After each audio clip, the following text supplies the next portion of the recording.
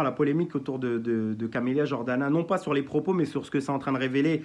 Marx disait que la pensée dominante, c'est la pensée de la classe qui domine. Et on voit à quel point dans cette polémique de Camélia Jordana, à quel point c'est réel et c'est vrai. On voit surtout à quel point, en fait, les gens de gauche n'existent pas dans les médias. Parce que pour quelqu'un de gauche et la personne de gauche que je suis, enfin, nous, on n'a rien appris. C'est comme si elle nous avait dit 1 + 1 = 2. Je pense pour l'ensemble des personnes qui condamnent et dénoncent les violences policières, les inégalités sociales, raciales et autres, enfin, elle a rien dit de spectaculaire pour nous. Mais le fait même que cette petite séquence sorte, ça montre à quel point que ceux qui sont outrés, qui sont obligés de faire des conférences de presse comme Castaner, ils n'ont pas l'habitude de les entendre à la télé. Parce que sinon, il y aurait des conférences de presse du matin au soir, en fait, 7 jours sur 7. Mais on le voit à quel point, en réalité, il n'y a pas de polémique par la gauche. C'est très rare. Par contre, des polémiques par la droite, on les connaît. Les Zineb El Razaoui qui demandent de tirer à balles réelles. Il y avait les polémiques sur Pascal Praud, Éric Zemmour. Il y en a toutes les demi-heures. Il y avait celle sur LCI qui avait dit d'une femme qui avait interpellé Macron, si vous vous souvenez.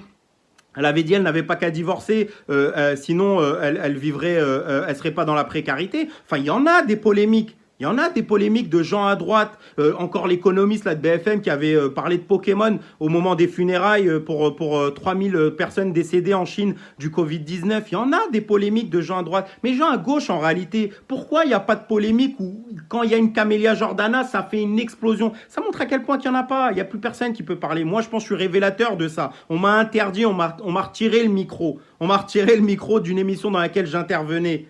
Et c'est une réalité. Parce qu'ils ne tolèrent pas que tu parles. Ils veulent non pas être dans le débat, non pas dans l'opposition, mais ils veulent que tu fermes ta gueule définitivement. Ils sont pour interdire, et c'est ça leur méthodologie. T'interdire, t'intimider, t'insulter, etc., te signaler tes comptes Twitter, etc. C'est ça leur méthode. Essayer d'aller en justice, essayer de porter plainte. Regardez aujourd'hui, depuis les propos de Camélia Jordana, t'allumes toutes les télés, t'as l'impression que t'es au commissariat. Il y a des flics et des commissaires partout, de tous les syndicats de Français de Navarre. Ils sont sur toutes les chaînes de télé. T'allumes ta télé, tu crois que t'es en garde à vue. C'est quand même quelque chose d'incroyable que ça se passe comme ça encore aujourd'hui.